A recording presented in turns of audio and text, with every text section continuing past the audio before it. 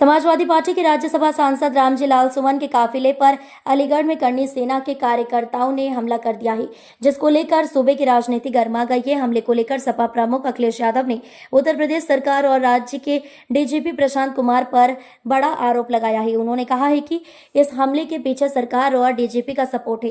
प्रदेश के पूर्व मुख्यमंत्री अखिलेश यादव ने सोमवार 28 अप्रैल को कहा कि सपा सांसद रामजी लाल सुमन पर जो हमला हुआ है वो उन्हें डराने के लिए किया गया था और यह हमला पहली बार नहीं हो रहा है। उन्होंने कहा कि इस हमले के पीछे सरकार और डीजीपी साहब का सपोर्ट है। पीटीआई के लोगों को चुन चुन कर मारा जा रहा है। अखिलेश ने आरोप लगाया कि उत्तर प्रदेश में पीटीआई के लोगों को चुन चुन कर मारा जा रहा है।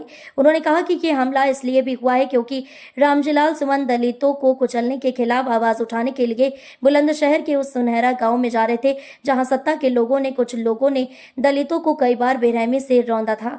कुछ लोगों को खुली छूट मिली हुई है। सपा प्रमुख ने कहा कि उत्तर प्रदेश में थार और बुलडोजर को जानबूझकर बीजेपी की दबंगई और भय का प्रतीक बनाया जा रहा है। उन्होंने कहा कि हम वो लोग हैं जो संविधान और कानून को मानते हैं। उन्होंने कहा कि प्रदेश में ऐसा देखा जा रहा है कि कुछ लोगों को खुली छूट मिली हुई है, वो कुछ भी कर सकते हैं। उन्होंने कहा कि सपा सांसद पर जो हमला हुआ वो इस बात की तरफ इशारा करता है। उन्होंने कहा कि आगे भी ये लोग ऐसा ही करेंगे। करनी सेना के कार्यकर्ताओं ने किया था हमला। दरअसल अलीगढ़ में बीते रविवार 27 अप्रैल को सपा सांसद रामजी लाल सुमन के काफिले पर करनी सेना के कार्यकर्ताओं ने हमला कर दिया था। यह हमला गभाना के टोल प्लाजा के पास हुआ था। करनी सेना के कार्यकर्ताओं ने सपा सांसद के काफिले की गाड़ियों पर टायर फेंके और उन्हें काले झंडे दिखाई। सांसद सुमन ने पिछले दिनों राज्यसभा में राणा सांगा को लेकर विवादित बयान दिया था। उन्होंने राणा सांगा को गद्दार बताया था और दावा किया था कि बाबर को राणा सांगा ने ही भारत बुलाया था। वीडियो को ज्यादा से ज्यादा शेयर करें, लाइक करें और चैनल को सब्सक्राइब करें ताकि हर खबर आप तक सीधे पहुंच सके। ऑनलाइन शिक्षा की भी समस्याएं हैं, उनको लेकर के भी सुझाव आए हैं। और इधर जो रोजगार की बात तो हम लोग करते हैं, लेकिन इस सरकार में कमीशनबाजी बहुत बड़ी है, भ्रष्टाचार की भी सीमाएं ये सरकार के अधिकारी मिलकर के सब सीमाएं तोड़ चुके हैं।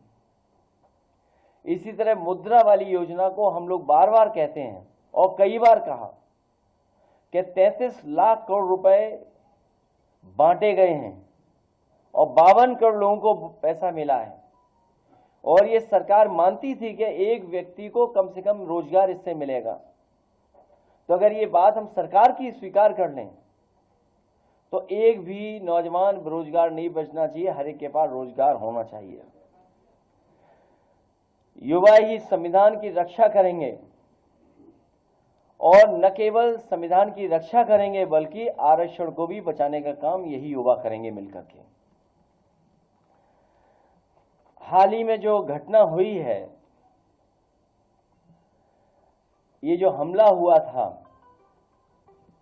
ये हमला इसलिए भी हुआ है कि सुमन जी दलितों को कुचलने वालों के खिलाफ आवाज उठाने के लिए बुलंदशहर के उस सुनहरा गांव में जा रहे थे, जहां सत्ता सजातियों ने कुछ दलितों को कई बार बेरहमी से रौंदा था, जिसमें एक दलित महिला की मौत भी हुई है और कई बुरी तरह घायल हुए हैं। उत्तर प्रदेश में जो माहौल बना है, उत्तर प्रदेश में थार और बुलडोजर को जानबूझ करके भाजपाई दबंगई और भय का प्रतीक बनाया जा रहा है। ये जो थार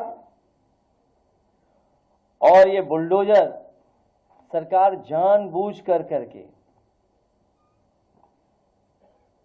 लोगों को डराने के लिए, लोग भयभीत हो जाएं, उसका प्रतीक बनाने का काम चल रहा है सरकार में। ये सच्चाई में तो चुनौती सरकार को दी है, उनकी कानून व्यवस्था को दी है। जो लोग ये कहते थे कि जीरो टॉलरेंस है,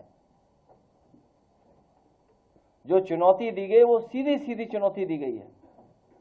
हम वो लोग हैं जो संविधान को मानते हैं, कानून को मानते हैं, लेकिन इधर देखने को मिला है कि कुछ लोगों को पूरा खुली छूट है, कुछ भी कर सकते हैं।